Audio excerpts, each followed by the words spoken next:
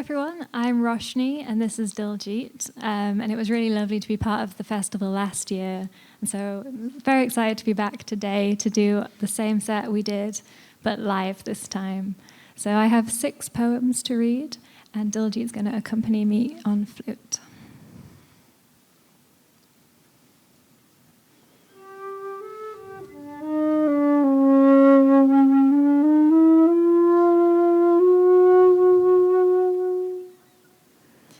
My head is full of goat. My head is full of goat and of other looping things. I sit in the blue rolling shade of the trees, and the cool air on my face makes it feel like I'm neck deep in the sea. The day the goats broke loose, it rained so hard, waves swept down the street.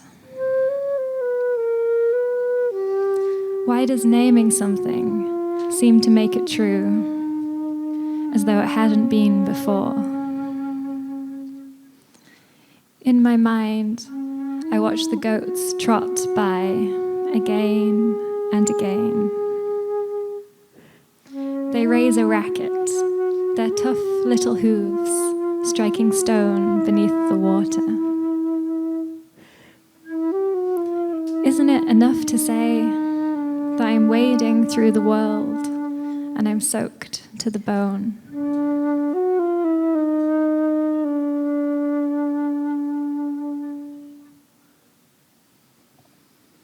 The Whitby. The moon is thin and poised like a curlew's beak, all bone, hanging over the ocean, the Abbey. We watch the seabirds being swept by the wind, and I try to tell you about all my life you've missed. There are still so many sentences that I can't reach.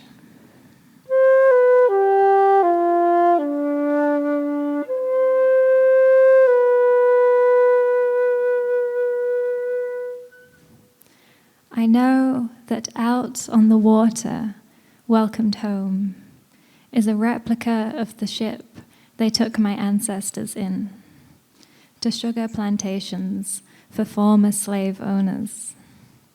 The Whitby, sailing from India to the Caribbean, a stale silence blowing in off the water to greet her.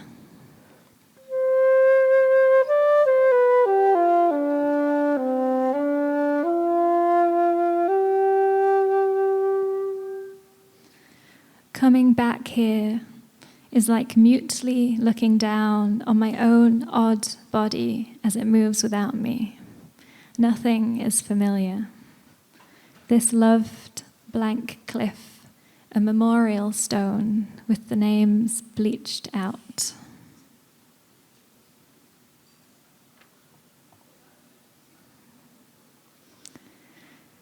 Swimming pool with a glass roof.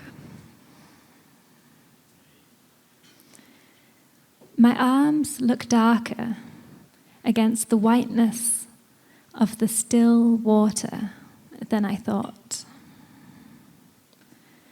The white moon observes me behind the glass. One day, I will own a kitchen table. And there'll be brown faces that I just haven't met yet.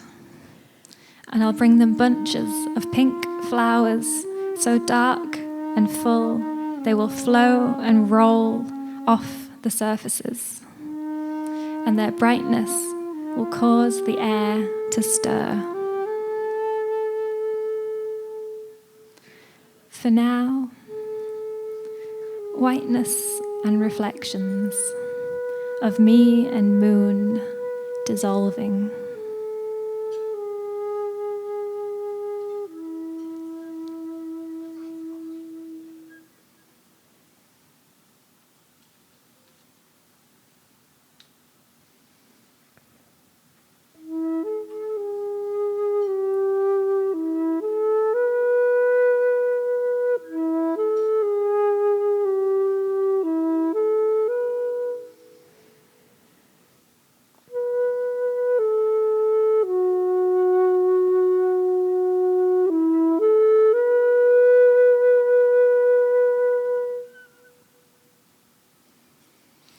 Bird cherry.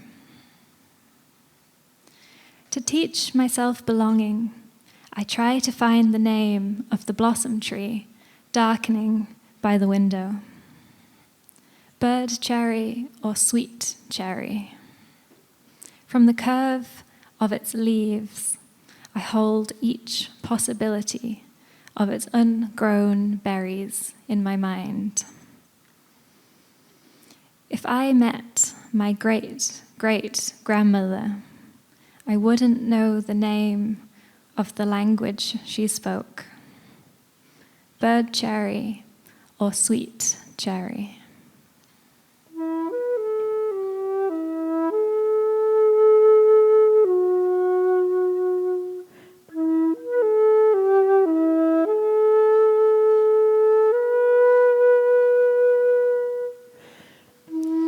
In the dusk, the petals fall in drifts like sea foam. The soil remembers everything it used to be. Carbon, fracture, petal. Last month, the full white blossoms swelled and blotted out the sky.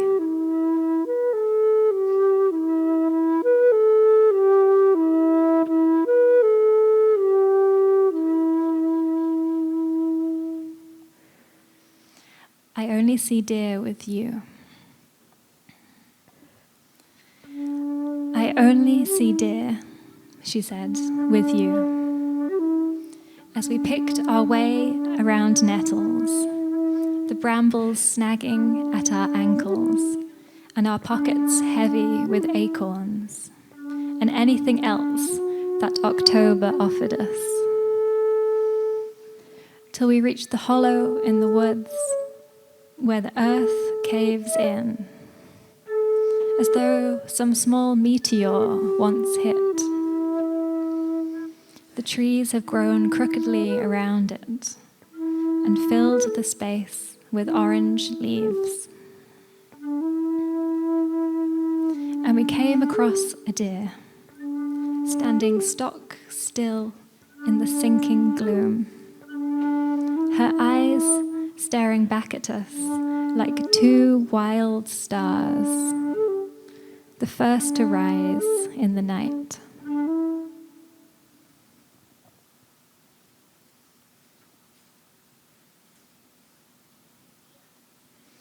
Cauliflower.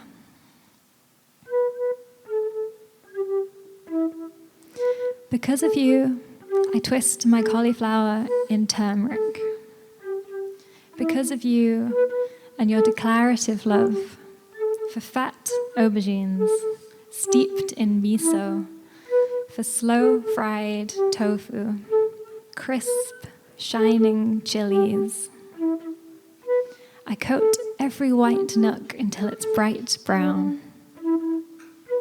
Brown women taught me how to love by loving. When you called my name in the street last week, it sounded like depth, like roots stirring, like a summoning within myself.